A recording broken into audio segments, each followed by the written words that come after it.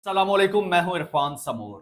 दोस्तों, कहते हैं कि जब इंसान की किस्मत खराब होती है तो उसे ऊंट पर बैठे हुए भी कुत्ता काट लेता है। ऐसा ही कुछ शहबाज सरकार के साथ हुआ है, या फिर ये भी शहबाज सरकार की कारस्तानियों को देखकर ये भी समझ में आता है कि कुफ्र का निजाम तो चल सकता है लेकिन जुल्म का निजाम नहीं चल सकता।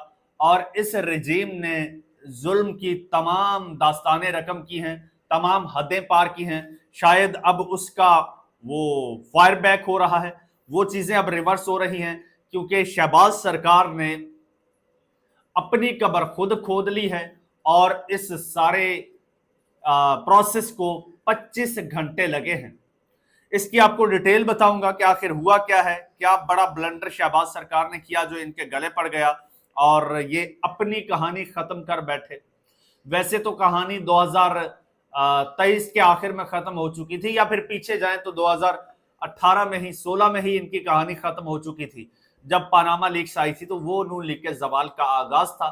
फिर मरियम नवाज साहिबा ने तमाम कसरें निकाल दी और अब बाकी रही सही कसर शहबाज शरीफ साहब ने आखिरी कील ठोंका है। इसकी डिटेल बताऊंगा, लेकिन उससे पहले नए आने वाले दोस्तों से एक गुजारिश है, ये चैनल आपका अपना है, अगर अभी तक इसको सब्सक्राइब नहीं किया तो सब्सक्राइब लाजमी कर लीजिए और बेल आइकन पर क्लिक कर दीजिए ताकि हर नई आने वाली वीडियो टाइमली आपको मौसूल हो जाए। दोस्तों, एक बात आपको बताता चलूं, ये इस वक्त जो रिजीम चल रहा है बकौल ख्वाजा आसिफ के ये हाइब्रिड रिजीम है, और वो इसकी बड़ी अफादियत बयान करते हैं ख्वाजा आसिफ।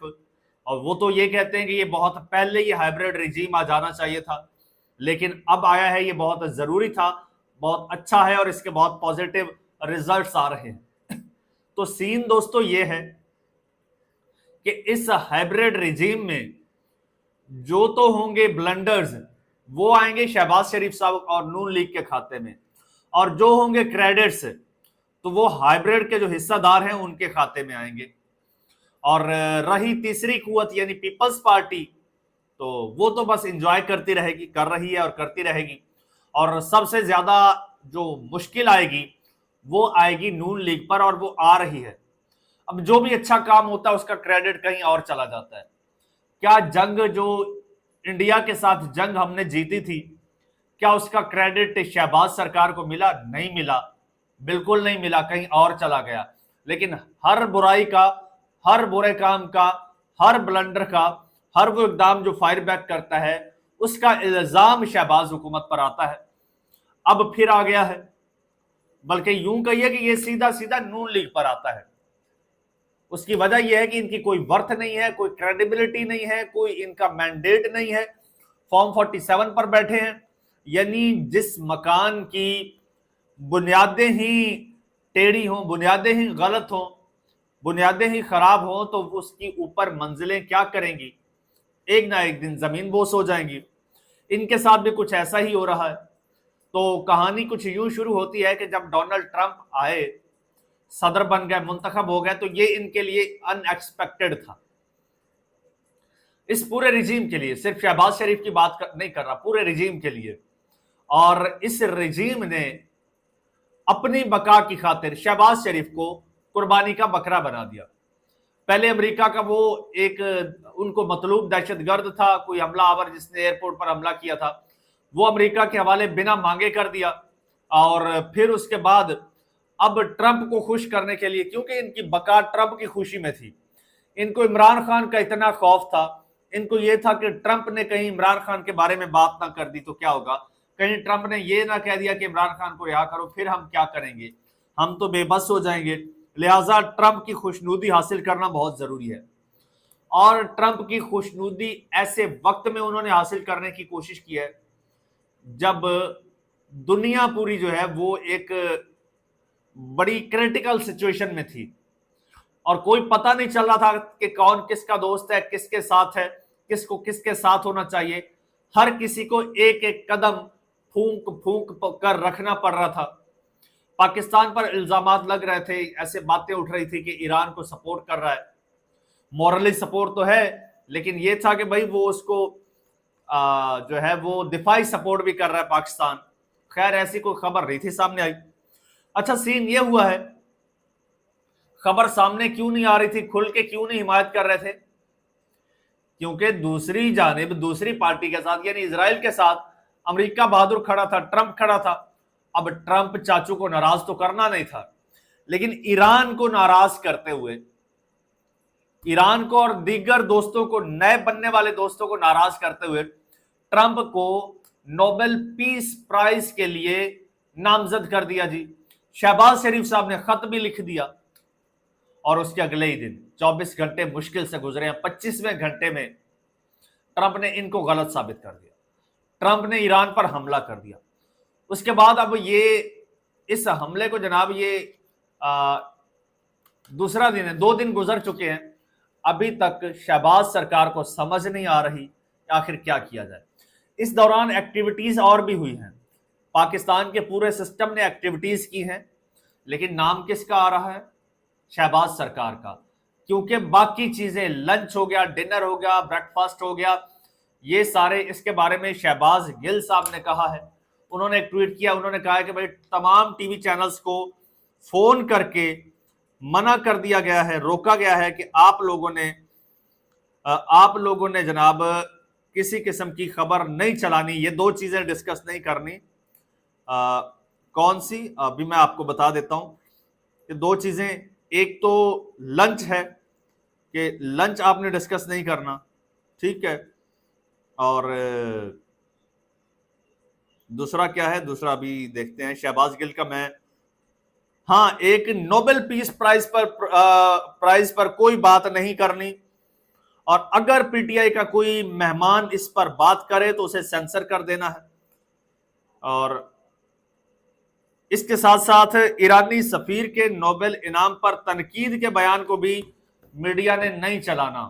یہ شہباز سرکار کی جناب یہ انسٹرکشنز ہیں میڈیا کو, کیونکہ ایران ناراض ہو گیا ہے اس سے, اور اس سے آپ کے ملک میں انویسٹمنٹ کرنے والا چائنا وہ ناراض ہو گیا ہے, اس سے رشیا ناراض ہو گیا ہے آپ کے اس اقدام سے. اور یہ اقدام کوئی پاکستان کی سفارتکاری کی خاطر نہیں اٹھایا گیا تھا, یہ اقدام اپنی بقا کے لیے ان لوگوں نے اٹھایا, اور ایسے کریٹیکل وقت میں اٹھایا. انہوں نے ملک کی پرواہ نہیں کی, انہوں نے پاکستان کی پرواہ نہیں کی, سفارتکاری کی پرواہ نہیں کی, انہوں نے صرف اور صرف اپنی بقا کا سوچا, اور پاکستان کو یہاں لا کے کھڑا کیا ہے جہاں امریکہ نے بھی ان کو دھچکا دے دیا ہے, ان کے منہ پہ مارا ہے جناب ان کا نوبل پرائز, اور بتایا ہے کہ بھائی یہ تم لوگوں کی اوقات ہے.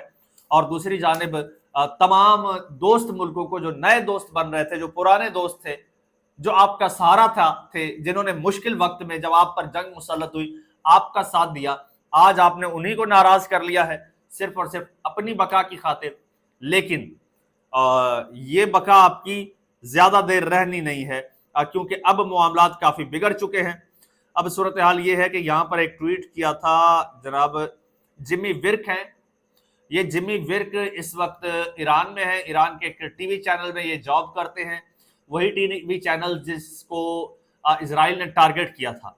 وہ کہتے ہیں کہ ڈونلڈ ٹرمپ کو نوبل انعام کی تجویز ایسی حماقت ہے کہ صبح قیامت تک اس کا مذاق اڑایا جائے گا. یہ ہارون رشید کا ٹویٹ شیئر کر رہے ہیں, پوری دنیا میں مذاق اڑایا جائے گا اس کا, یہ جو آپ نے یہ کام کیا ہے.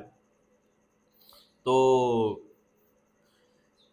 یہ سین ہو گیا ہے اس حکومت کے ساتھ. اب اس وقت جناب اس پہ ایک ویسے تو خبر تو آئی ہے کہ وزیر اعظم کی زیر صدارت قومی سلامتی کمیٹی کا اجلاس بلایا گیا جی, اجلاس ہوا ہے, اور اس اجلاس میں field marshal Asim Munir, joint chief of staff committee general Sahir Shamshad Mirza, air chief, naval chief بھی شریک ہوئے ہیں, اور اس کے علاوہ وفاقی وزراء میں خواجہ آصف, محسن نقوی, محمد اورنگزیب اور دیگر شریک ہوئے ہیں. اور یہ اجلاس میں ایران اسرائیل تنازع کے بعد کی صورتحال کا جناب جائزہ لیا گیا کہ اب اس صورتحال سے نکلنا کیسے ہے, جس بھنور میں شہباز شریف صاحب نے پورے پاکستان کو پھینک دیا ہے صرف اور صرف اپنی بقا کے لیے, اس سے نکلنا کیسے ہے.